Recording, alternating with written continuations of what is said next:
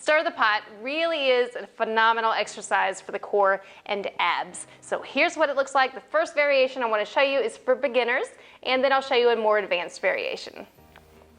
First off, you want to make sure that you have something under your knees for comfort. Now you want to set up your elbows in line with your shoulder, and I've got about this much room apart from my elbows when I'm on the ball.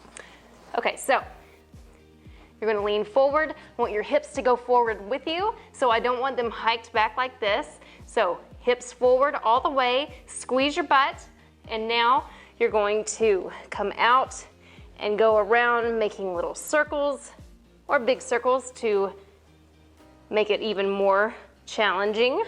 And then of course you're going to go the other direction. If you want to hold your hands together, perfectly fine.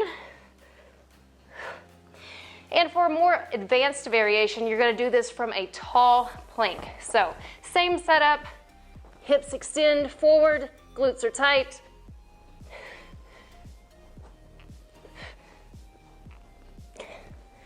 And that's how you do stir the pot.